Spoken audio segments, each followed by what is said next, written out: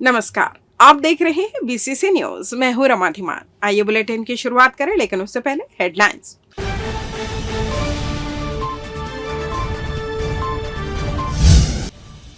City bus संचालन को लेकर मांगा जवाब, रेट लिस्ट पर हाईकोर्ट ने दिए निर्देश। ओबीसी सर्वे जल्द हो पूर्ण, अधिकारियों ने की समीक्षा। राहुल हत्याकांड का आरोपी गिरफ्तार, नशेड़ी ने दिया था घटना को अंजाम। और ओवरब्रिज के नीचे मिली युवक की लाश, हत्या या हादसा, पुलिस जुटी जांच में। हेडलाइंस के बाद खबरें विस्तार से। हाईकोर्ट ने इंटरसिटी बसों, उनका किराया बताने डिजिटल डिस्प्ले का विवरण मांगा था। नए शपथ पत्र में बताया है कि 4 सितंबर को हुई बैठक में हर बस स्टैंड में डिस्प्ले बोर्ड लगाने का निर्णय लिया गया है। इसमें बसों के रूट, किराए की जानकारी होगी। इस पर सीजे रमेश सिन्हा और जस्टिस बीडी गुरु की बेंच ने राज्य सरकार से ग्रामीण क्षेत्रों के लिए निर्धारित बसों के किराए में पुनर्विचार करने, विभिन्न श्रेणियों के यात्रियों को दी जाने वाली छूट को लेकर जागरूकता अभियान चलाने को कहा। अब इस मामले पर 15 अक्टूबर को सुनवाई होगी। दरअसल कोरोना काल के बाद से सिटी बसों का संचालन बंद होने और डिपो में खड़ी होने से अधिकांश सिटी बसों के कंडम होने को लेकर प्रकाशित खबर पर हाईकोर्ट ने संज्ञान लेते हुए जनहित याचिका के तौर पर सुनवाई शुरू की है। गुरु घासीदास सेंट्रल यूनिवर्सिटी प्रबंधन ने जम्मू कश्मीर के एक छात्र को हॉस्टल से बाहर निकाल दिया। छात्र हॉस्टल के बाहर गद्दा लगाकर भूखे प्यासे धरने पर बैठ गया है। छात्र का कहना है कि वार्डन ने उससे मारपीट की और धक्का देकर हॉस्टल से बाहर निकाला। छात्र सोफी अब्दुल रहमान ने बताया कि वह बॉटनी विभाग में फाइनल ईयर का छात्र है। वह विश्वविद्यालय के विवेकानंद छात्रावास में रहता था। छात्रावास में अव्यवस्थाओं के खिलाफ आवाज उठाता था, जिसकी वजह से बाहर निकाला गया। प्रबंधन ने हॉस्टल से निकालने का आदेश भी जारी किया है। छात्र ने बताया कि गुरुवार को जब अपने कुछ दोस्तों के साथ हॉस्टल में जा रहा था तो वहां के वार्डन ने उसे धक्का दिया। हॉस्टल के छात्रों के सामने उसे पीटा। मामले की जानकारी मिलने पर बॉटनी विभाग के एचओडी देवेंद्र कुमार पटेल शाम को हॉस्टल के गेट के पास पहुंचे, लेकिन कुछ देर रुकने के बाद वापस चले गए। मामले में यूनिवर्सिटी के मीडिया सेल प्रमुख एमएन त्रिपाठी ने बताया कि अनुशासनहीनता करने पर छात्र को नियमानुसार पहले नोटिस जारी किया गया था, जिसके बाद उसे हॉस्टल से निष्कासित करने की कार्रवाई की गई। दबाव बनाने के लिए अब वह आंदोलन पर बैठा है। तो मैं अगले दिन सुबह जा रहा था बाहर। जो पहले टाइमिंग था वो था सुबह 4 बजे, उसको ये बढ़ाकर 6 कर दिए थे।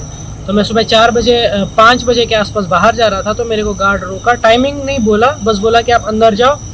तो थोड़ा सा वहाँ पर बहस हुआ गार्ड के साथ और मैं वहाँ से चला गया दवाई लेने, क्योंकि मेरा लेग पेन कर रहा था। तो दवाई लेने के बाद जब मैं वापस आया तो करीब सुबह 11 बजे के आसपास मुझे एक नोटिस दिया गया, जिसमें लिखा था कि आपने गार्ड के साथ बदतमीजी की है, ये वो अपना पक्ष रखे।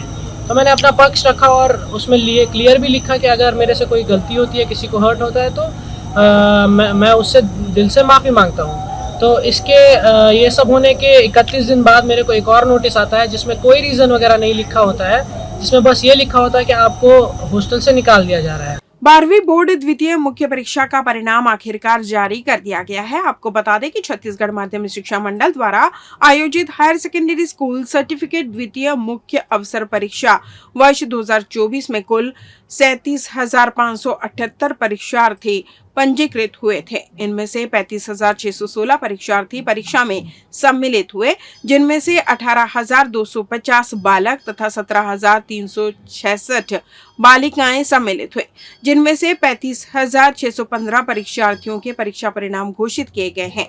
घोषित परीक्षा परिणाम में से उत्तीर्ण परीक्षार्थियों की कुल संख्या 11,609 है, अर्थात कुल 32.59% परीक्षार्थी उत्तीर्ण हुए हैं। उत्तीर्ण बालिकाओं का प्रतिशत 33.47 और बालकों का प्रतिशत 31.75 है। परीक्षा परिणाम घोषित परीक्षार्थियों में प्रथम श्रेणी में उत्तीर्ण की संख्या 3033 8.52% है। द्वितीय श्रेणी में उत्तीर्ण परीक्षार्थियों की संख्या 7823 है तथा तृतीय श्रेणी में उत्तीर्ण परीक्षार्थियों की संख्या 752 है। मालूम हो कि परीक्षार्थी अपने रिजल्ट का लंबे समय से इंतजार कर रहे थे। कॉलेज में एडमिशन का लास्ट डेट भी करीब थी। इधर रिजल्ट आने के बाद सभी ने राहत की सांस ली है। मेल और एक्सप्रेस ट्रेनों से सफर करने वाले यात्री अब खाने नाश्ते की ऑनलाइन बुकिंग करा सकेंगे। यात्री रेलवे के ऐप पर रकम का भुगतान करेंगे। यात्रियों के संतुष्ट होने के बाद ही लाइसेंस लेने वाली कंपनी को भुगतान किया जा सकेगा। यात्री अपने ऑर्डर कैंसिल भी करा सकेंगे। हालांकि ऐसा करने पर कुछ रकम काटी जाएगी। रेलवे बोर्ड के निदेशक सुमित सिंह ने इसके आदेश जारी किए। रेलवे बोर्ड के अनुसार ऐसा यात्रियों को गुणवत्तापूर्ण भोजन की सुविधा देने और अधिक रकम वसूलने की शिकायत दूर करने के उद्देश्य से किया जा रहा है। खास बात यह है कि यात्री को देर से खाना मिला या फिर खाने की मात्रा कम निकले तो ठेकेदार पर जुर्माना किया जाएगा। इंफ्रास्ट्रक्चर, आधुनिक सुविधाओं वाले ट्रेनें चलाने से लेकर बड़े बदलाव से गुजर रहे रेलवे बोर्ड ने यात्रियों की सुविधा को लेकर अहम निर्णय लिया है। अब मेल और एक्सप्रेस ट्रेनों से आने जाने वाले यात्री अब खाने की ऑनलाइन बुकिंग करा सकेंगे।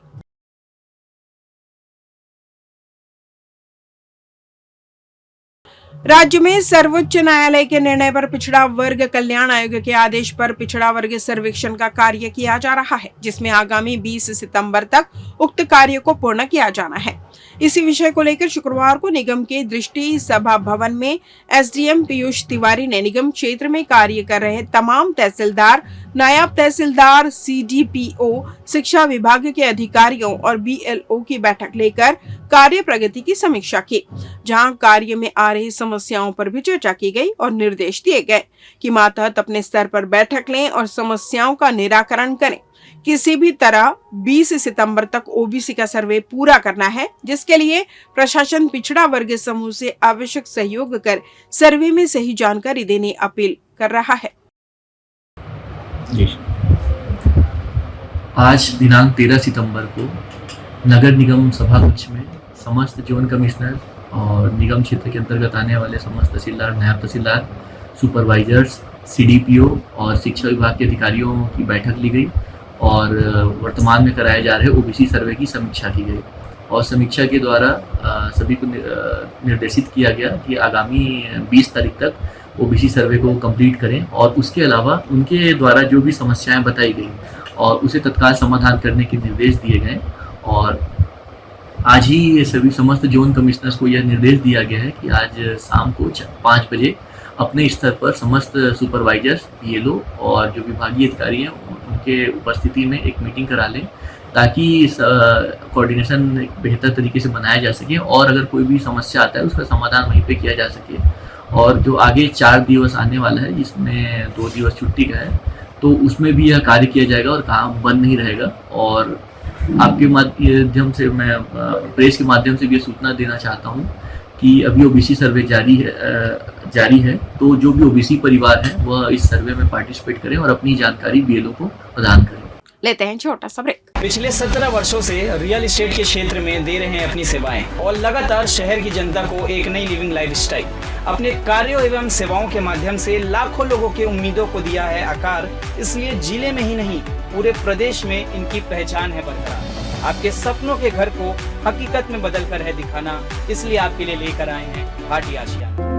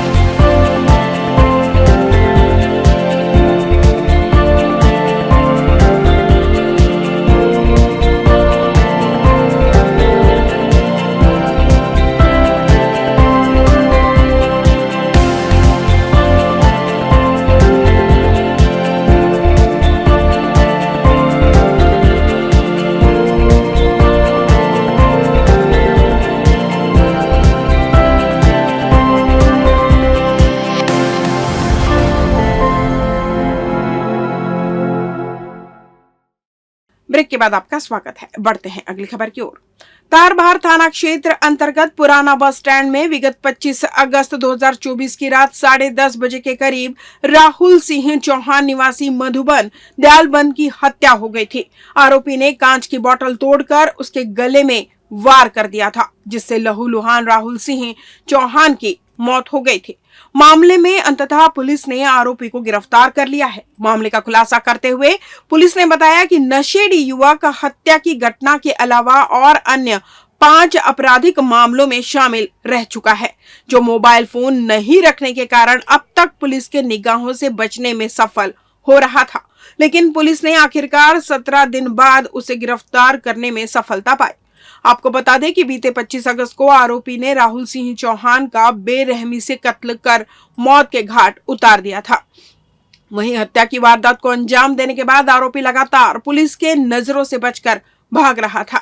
इसके बाद आरोपी ने चिंगराजपारा निवासी अभिषेक सिंह के ऊपर चाकू से हमला किया था। बताया जा रहा है कि वह तराई स्थित अटल आवास निवासी दीपक ठाकुर उर्फ बाबा आदतन बदमाश है, जो नशे के लिए आए दिन लड़ाई झगड़ा करता रहता है। इसी तरह 25 अगस्त को पुराना बस स्टैंड के पास राहुल सिंह चौहान के साथ आरोपी दीपक ठाकुर उर्फ बाबा का विवाद हुआ। इसके बाद उसने टूटी शराब के बोतल से मृतक राहुल सिंह चौहान के गले में वार कर दिया, जिससे उसकी मौके पर ही मौत हो गई।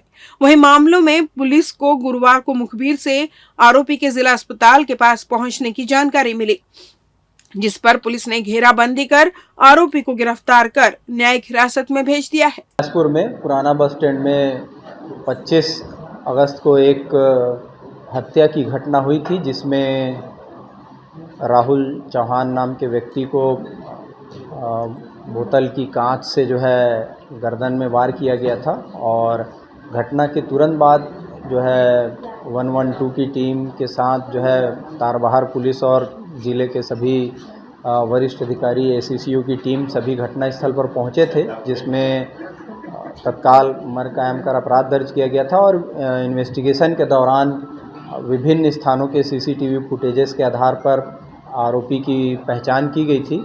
और आरोपी जो है विगत 17 दिनों से लगातार इधर उधर लुक छिप रहा था और फरार था, जिसके लिए एसीसीयू तारबहार की टीम और इसी बीच उसके द्वारा सरकंडा क्षेत्र में एक और व्यक्ति के साथ चाकूबाजी की घटना की गई थी, जिस पर अपराध दर्ज किया गया था। उसके बाद से सरकंडा की टीम भी उसके पीछे लगी थी और उसको आज जो है दिन में बिलासपुर पुलिस को ऐसे शातिर अपराधी को गिरफ्तार करने में सफलता मिली है और उसको न्यायालय पेश किया गया है। बलौदाबाजार हिंसा मामले में कई लोगों की गिरफ्तारी हुई है, जिसमें कुछ कांग्रेसी नेता भी इस मामले में जेल में बंद है। वहीं जेल में बंद कांग्रेस नेताओं से मिलने के लिए एक समिति बनाई है। शुक्रवार को समिति के लोग बिलासपुर सेंट्रल जेल पहुंचे और जेल में बंद कांग्रेस नेताओं से मुलाकात की। समिति में पूर्व मंत्री धनेन्द्र साहू, पूर्व मंत्री शिव डहरिया, प्रदेश उपाध्यक्ष डॉक्टर प्रेमचंद जयसी, युवा कांग्रेस प्रदेश अध्यक्ष आकाश शर्मा समेत बिलासपुर के कांग्रेसी नेता शामिल थे। वहीं जेल में बंद सतनामी समाज और कांग्रेसी नेताओं से समिति के सदस्यों ने करीब 1.5 घंटे बातचीत की, जिसके बाद बाहर निकलकर मीडिया से चर्चा करते हुए पूर्व मंत्री ने आरोप लगाया है कि बलौदाबाजार मामले में सिर्फ कांग्रेसी नेताओं को टारगेट किया गया है और पुलिस जेल में बंद कांग्रेसी नेताओं पर दबाव बना रही है। बिलासपुर सेंट्रल जेल में 25 लोग बंद हैं। जो बलौदाबाजार के घटना में लोगों को जो गिरफ्तार किया गया है, 5-6 अलग अलग जेलों में सबको भेज दिया गया है। और हम लोग पहले बलौदाबाजार में बंद लोगों से मुलाकात की है। आज बिलासपुर में हम लोग उन लोगों से मिले हैं और उससे ये स्पष्ट दिखाई दे रहा है कि इसमें अधिकांश लोग निर्दोष लोग हैं, जिनका इस घटना से कहीं कोई संबंध नहीं है। और जिनके द्वारा ये घटना कराई गई है, उनको एक भी लोगों को अरेस्ट नहीं किया गया है। जो लोग घटना में प्रमुख रूप से शामिल थे, ये लोग जो प्रत्यक्षदर्शी हैं, स्वयं वहाँ पर थे, लोग धरना स्थल पर थे। और इन लोगों का सीधा आरोप है, सतनाम सेना के लोग ज़्यादा से ज़्यादा वहाँ पर, उनका बाकायदा मोनो था और लोग कपड़ा जो पहने थे उसमें अलग चिन्हित थे और उन लोगों के द्वारा किया गया।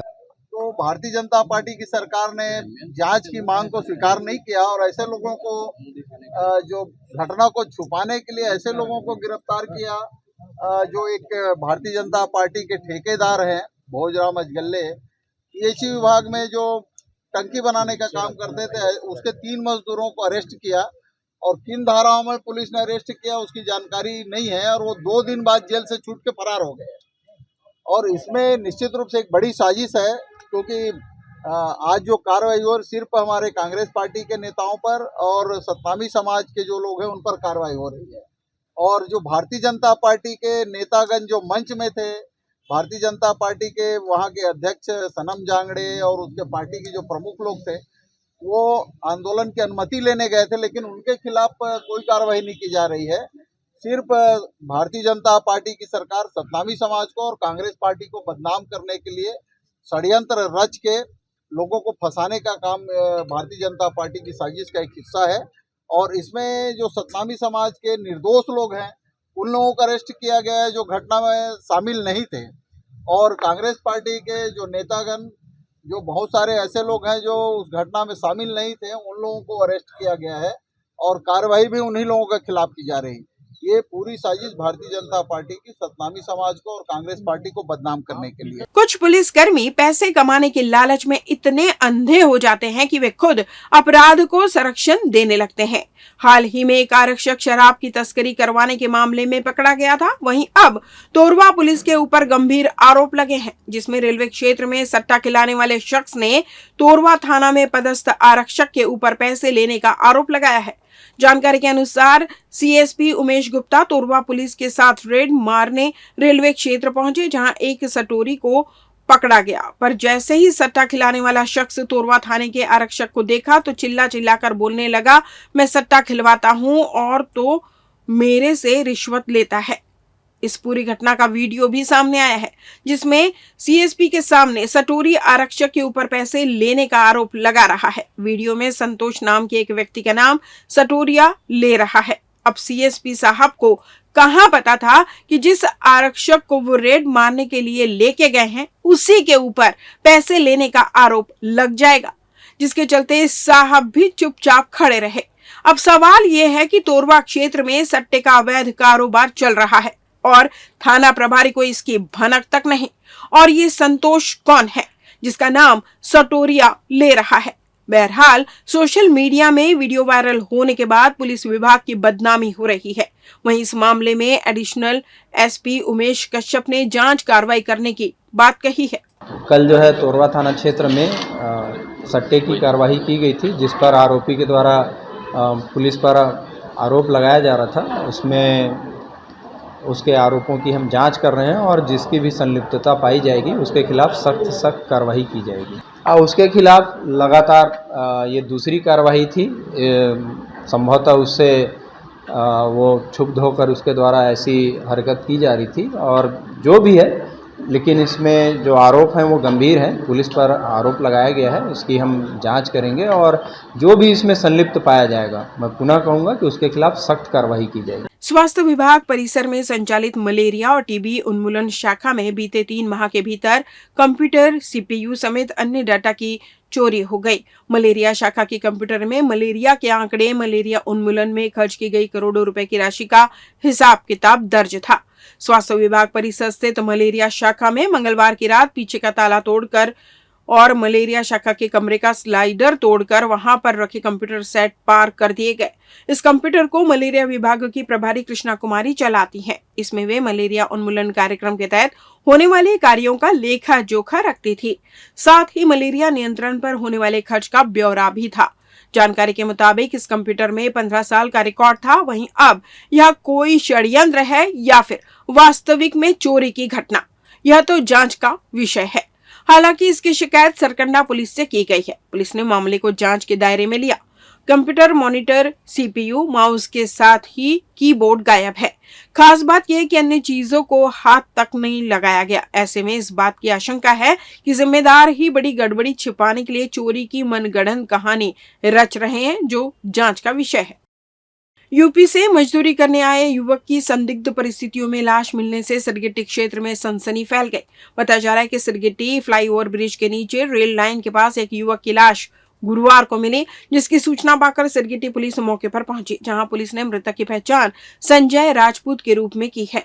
मृतक मूलतः उत्तर प्रदेश का रहने वाला है, जो 1 साल से शहर में रहकर मजदूरी का काम करता था। घटनास्थल पर पुलिस को खून के निशान मिले हैं और मृतक के शरीर में गंभीर चोट के निशान भी है।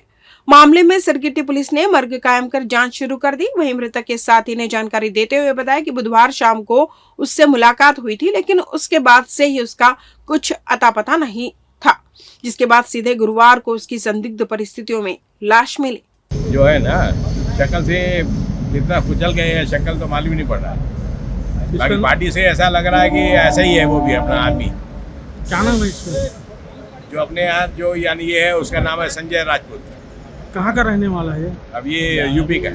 कितने साल से काम कर रहा था आपके यहाँ? करीब 1 साल के अंदर हुआ है। आपका क्या नाम है फैक्ट्री का? श्री अपना पुष्पा इंडस्ट्री। काहे का काम हो रहा है? ये पेपर नेपकिन का ही ऑपरेटर। ये संजय मेरा दोस्त है, यूपी का रहने वाला है। हम दोनों कल एक साथ थे, रात के करीबन 8-10 तक। तो मैं घर चला गया, फिर वो वहीं पर बात कर रहा था मोबाइल से, बाइक में बैठ के। उसके बाद मैं नहीं देखा इसको। अब हमारे यहाँ एक आंटी पेट से है ना, तो मतलब उसका वो चीज़ दर्द हो रहा था। तो रात में मम्मी पापा यहीं आए ना, तो मैं भी थोड़ा निकल कर देखा गया कि नहीं करके, तो वो यहाँ पर नहीं था। इस बुलेटिन में बस इतना ही। अगले बुलेटिन में आपसे होगी फिर मुलाकात। तब तक मुझे दीजिए विदा। नमस्कार।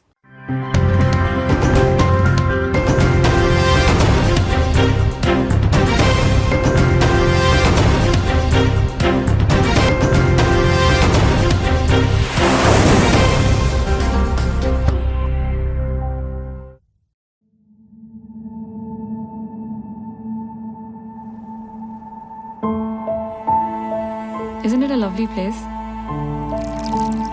इतनी दूर, आसपास कोई नहीं है। मैं हूं ना, तुम्हें और क्या चाहिए?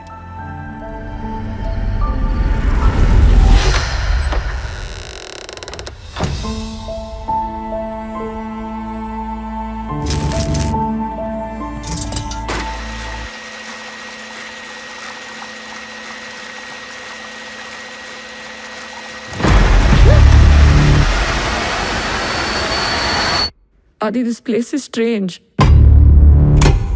कोई प्रॉब्लम हो तो लोग पुलिस के पास जाते हैं। आपने एक डिटेक्टिव को फोन किया। जो कुछ हो रहा है मेरे साथ, you think this is logical? अगर कुछ दिखाई नहीं देता तो इसका मतलब ये नहीं कि वो है नहीं, बस वहाँ रोशनी कम है। इसको देखा है? तीनों अटैक के दौरान मैरी मैथ्यूज 1 किलोमीटर के दायरे में थी कि इसका संबंध मैरी मैथ्यूज से ही है। कोई ऐसी चीज है जो मुझे पता होनी चाहिए? आप डॉक्टर रावत को जानती हैं? No. मैरी मैथ्यूज को कब से जानते हैं? मैं किसी मैरी मैथ्यूज को नहीं जानता। आपने कहा आप बचाएंगे हम। हर सवाल का जवाब था ना आपके पास। मुझे इस बात का गुमान नहीं कि मुझे कई सवालों के जवाब पता है। मुझे इस बात का डर है कि कुछ सवालों के जवाब नहीं होते।